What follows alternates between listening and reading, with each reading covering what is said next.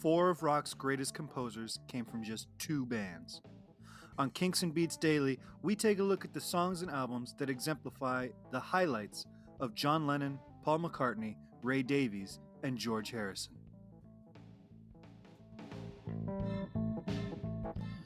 Hello, hello, hello. I am Tony Fry. This is the premiere episode of Kinks and Beats Daily, a podcast I'm sure I'm going to regret starting, at least with this particular schedule.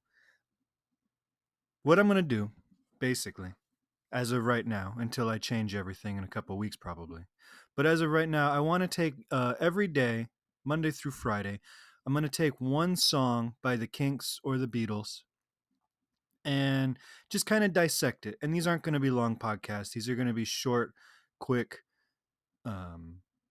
just analysis of what makes them great, what makes them my favorites, what makes them musically interesting from a theory standpoint. If you don't know me from Twitter or Facebook or anything, I am a musician by trade and also the founder of HeroHabit.com, where I write about music quite a bit.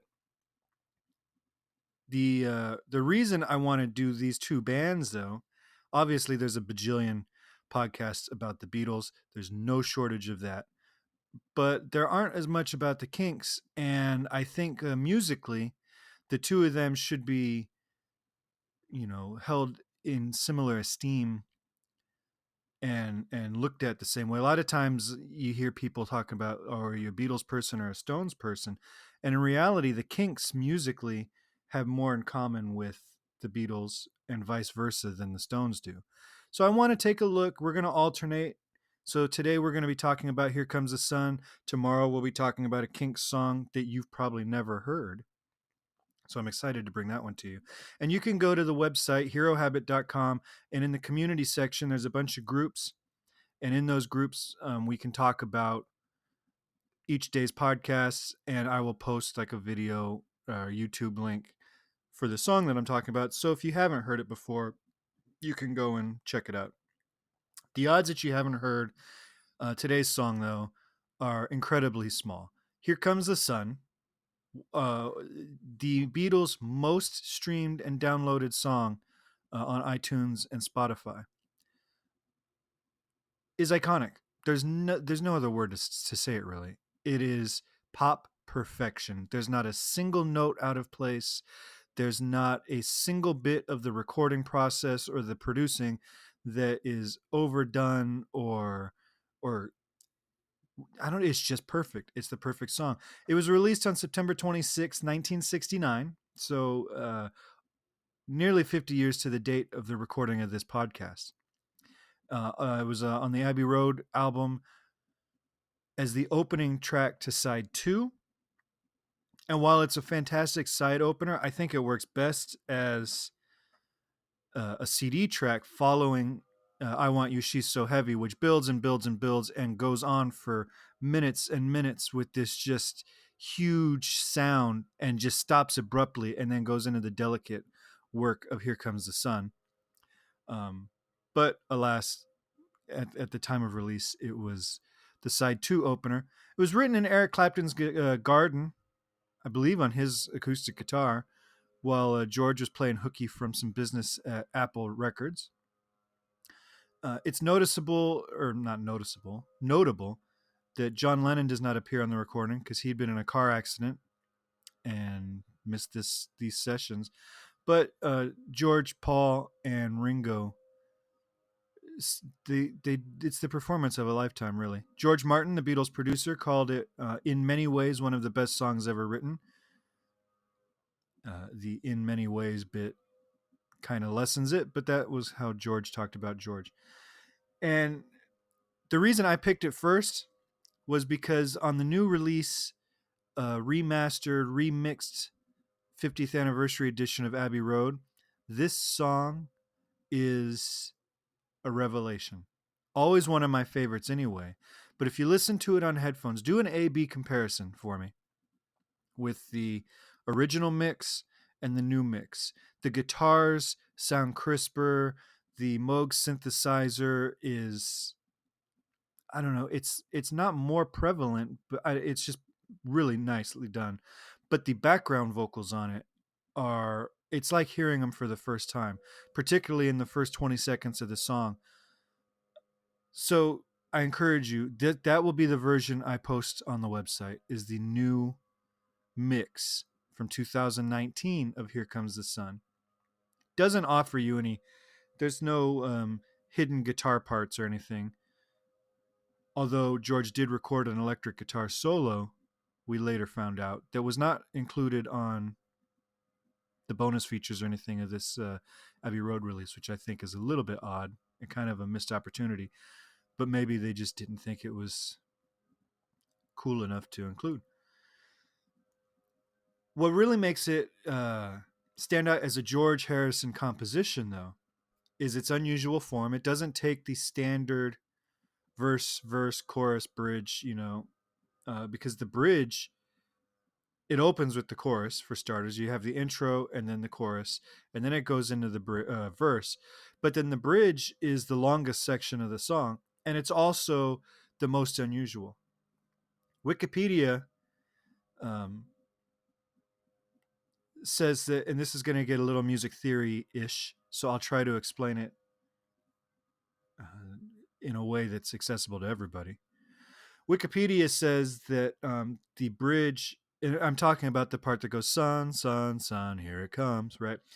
They say that it's a bar of 11/8 time, followed by a bar of 4/4 time, followed by a bar of 7/8 time. If that sounds complicated to you, it's because it kind of is. This is not something you hear in rock and roll really ever, but you hear it a lot with George. And that says nothing about the turnarounds they do instrumentally that kind of have an implied feel of 3/4, but they don't actually shift all the way to 3/4. I would argue it's a hemiola, but that's an argument for a different podcast. I'm going to pull out the score, though, because I feel a disagreement with the Wikipedia analysis. So after we do um, the verses and the choruses, there's a bar of 2. Okay, so we have the hemiola I talked about, the da da da da da da da da da da da da da da da da dum dum diga da ba bum bum. So that bar 2 for me is the start of the bridge because it repeats. And then from there he does 3 bars of 3/8. He does 1 bar to set you up, and then it goes into the sun sun sun bit. So you go bump bump dun da da da da da da da da da da da da da da da da da. So basically what happens is in 4/4 your quarter notes get in the beats. You're going 1, 2, 3, 4. And if you divide those in half, you're going 1 and 2 and 3 and 4 and. And then when he goes into the 8 rhythms, whether it's the 11/8 like Wikipedia says or the 3/8 that the score says, what he's doing is he's changing the beat from being on the quarter note to being on the 8th note, and they transition seamlessly. So you're going 1 and 2 and 3 and 4 and 1 1 and 2 and 3 and 4 and 1 2 3 4 5 6 1 2 3 4 5 6. So the 1 and 2 and becomes 1 2 3 4. All right, so it gives you the feel of faster movement, but it's not really moving any different tempo. What it also does, though, is it changes the pulse. So in 4, your pulse is 4. 1, 2, 3, 4. In 3/8, your pulse is 1. All right? So I'll clap it. Apologies if you're listening on headphones. So we're going 1, 2, 3, 4, 1, 2, 3, 1, 2, 3, 1, 2, 3, 1, 2, 3, 1, 2, 1, 2, 3, 4. All right. So it changes the entire pulse. That's why you can't tap your foot to it and land on 1 every single time. This is crazy, right? So he does that. He's got your 3 bars of 3/8. And then he goes into a bar of 5/8, which is subdivided in a group of 3 and a group of 2.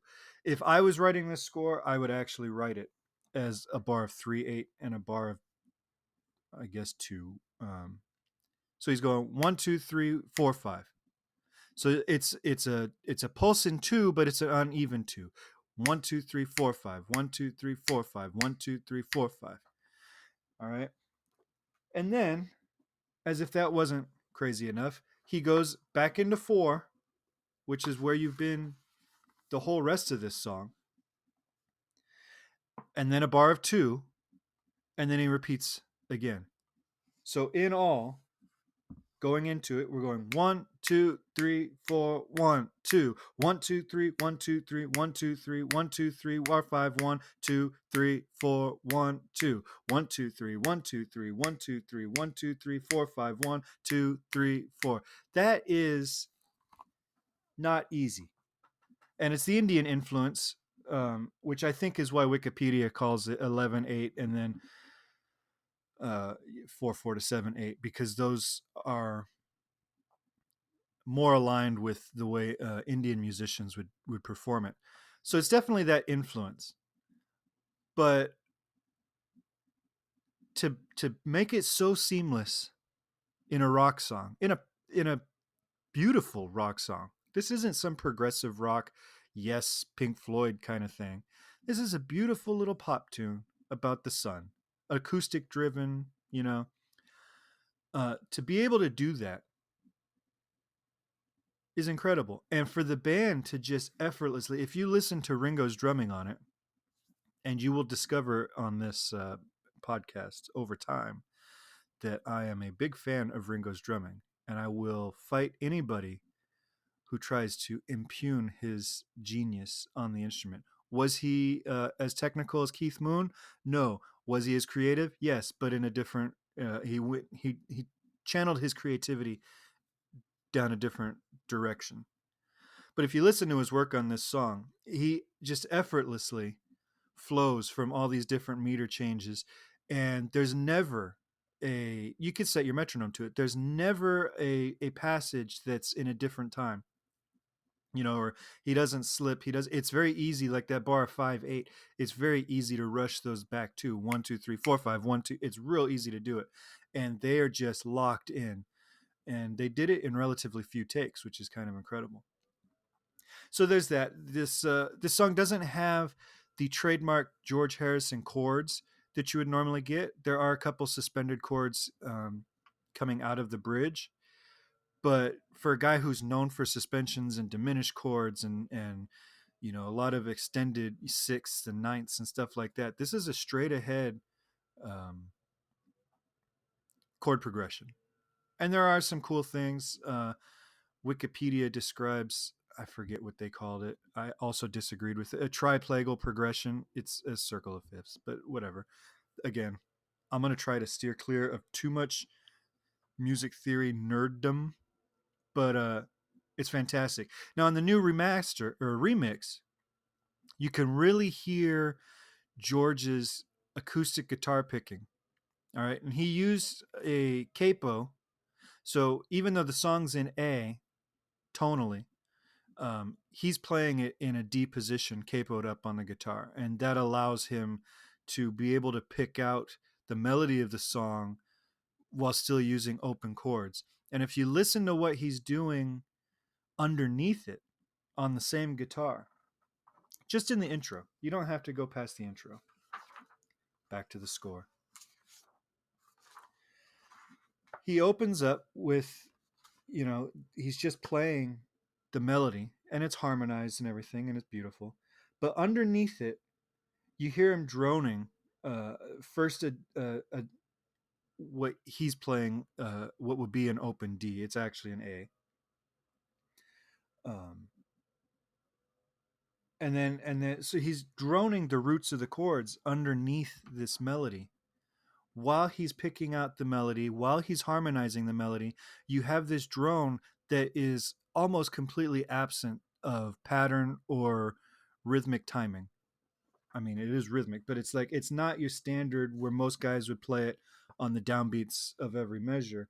He is playing 1, 2, 3, 4, and 3 and 4 and 1, 2, 3 and 1, 2, 3. Like it's a weird pattern, but it mixes perfectly with the rhythm, and it's really pronounced on the new remaster remix. I keep switching those words, and they're not the same thing, but you all know what I'm talking about. So, uh, beyond all that, it's got a beautiful string arrangement. written by George Martin, which stands on its own as a piece of music. On this new box set of Abbey Road, they included just the orchestral part as a standalone track, and it is phenomenal. And it turns out there's some pizzicato strings on there, which I'd always heard, and I'd always thought they were banjo plucks or something, but it's pizzicato violins, I guess, or violas. Overall, it's a beautiful song. Uh, I could probably keep going on and talking about it. We didn't even talk about the Moog synthesizer, which is another thing George brought into the group, uh, and is very understated. They could have gone crazy with it, but it appears here. It appears on Maxwell's Silverhammer. It appears throughout the album of Abbey Road, but very subtly, kind of as a supportive instrument, not a lead instrument, and and it really highlights, I don't know, the creativity and and just the fact that they were using these new things, and George was bringing in the Moog synthesizer onto a acoustic pop song that is also dripping with his Indian influence that he just brought in 3 years earlier.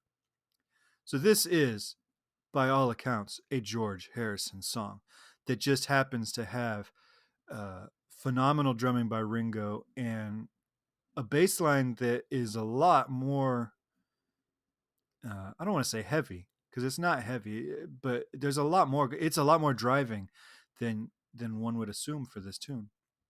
So that's that. That's Here Comes the Sun. I'd love to hear your thoughts. Swing by herohabit.com and go to our groups.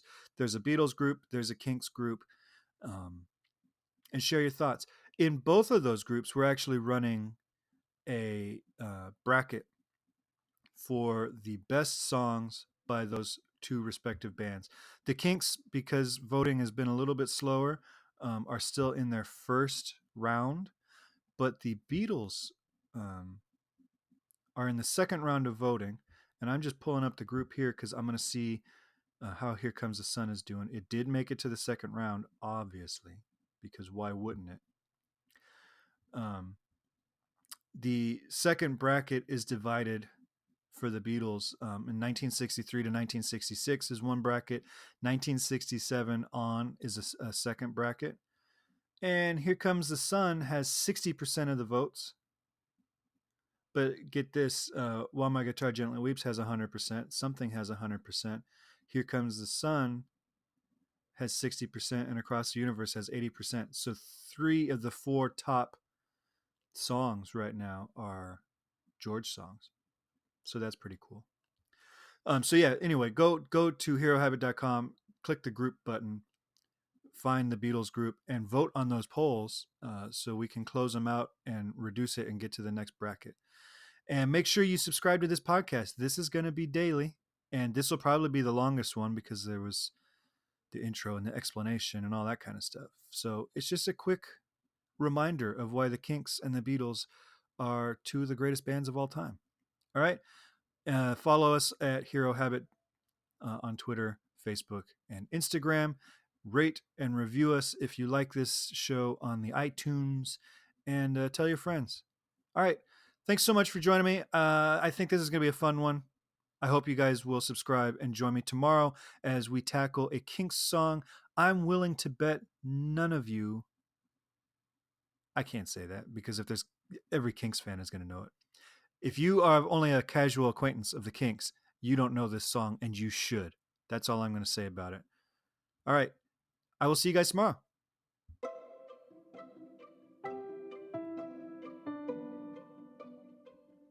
This podcast is presented by the Hero Habit Podcast Network.